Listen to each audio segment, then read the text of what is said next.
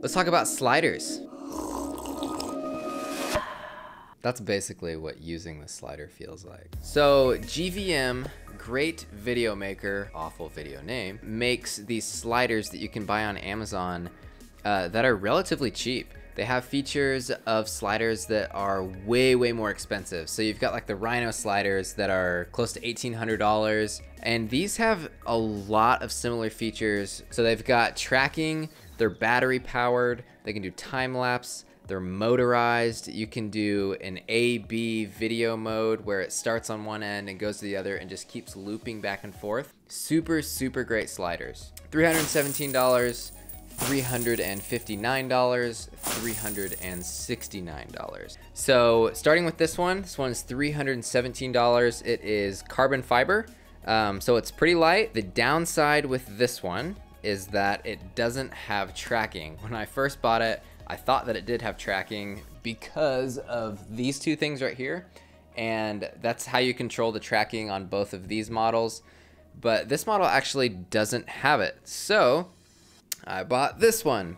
This model right here, $359, and it does have the tracking, which is great, and it's aluminum, so it's a little bit heavier. It's 7 pounds, and it can hold a 30-pound camera rig up on top of it.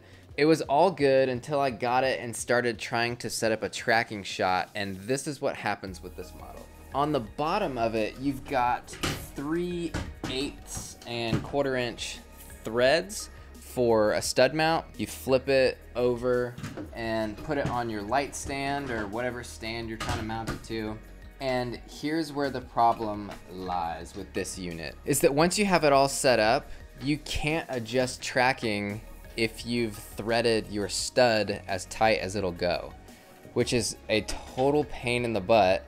So the only way to get around it is to obviously unscrew your stud a little bit more, and then you can adjust tracking and it doesn't hang on it anymore. However, once you do that and it's on the stands, if you've got anything bigger than like an iPhone going back and forth on it, it's not going to be screwed in all the way, and so it'll start to shake and have these weird movements. It makes it completely worthless, in my opinion, to even have a tracking feature on something that you really can't adjust the tracking. The alternative would be to mount it right in the center on a tripod or C-stand or something like that. However, because of the balance of it, even though it is solid aluminum all the way across, if you've got a pretty heavy camera going from one side to the other, you'll actually see it kind of bend both ways when it reaches the farthest ends of the dolly.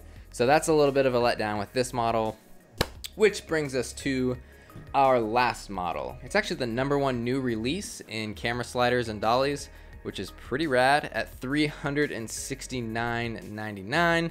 For this guy, it's kind of a nice blend between this model and this model. So it is carbon fiber like this one. It does mount on the sides like this model. It's great. It's the best of everything from the other models. I would highly recommend this one. The price point is really great considering the features that you get on it. If you're just doing research trying to figure out which model is the best, I would suggest just spending the extra $10 and getting this model, and that way you're not worrying about, you know, it getting hung up on the stud while you're trying to set up tracking shots. It's lighter if you're carrying a lot of gear with you.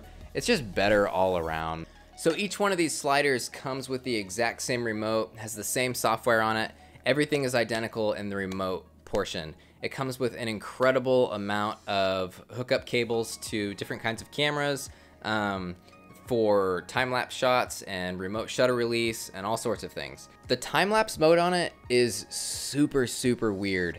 Very cryptic. I'm not even gonna talk about this. This isn't really a how-to video, but I'm gonna show you real quick how to set up a basic shot of going back and forth. So you set your start point and stop, and then set the end point. Oops. Let's stop it right there. So video shot, auto mode, auto loop, hit go. My favorite feature of this is it'll auto loop and it actually ramps down when it gets to the end so it doesn't stop pretty suddenly. Slows down, reverses, goes back.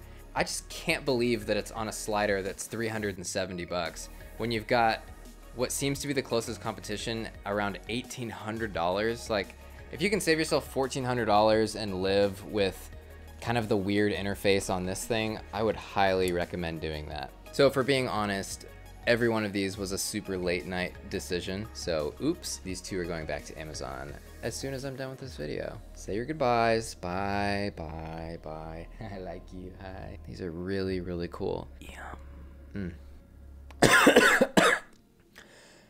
Oh, see you next time. Bye.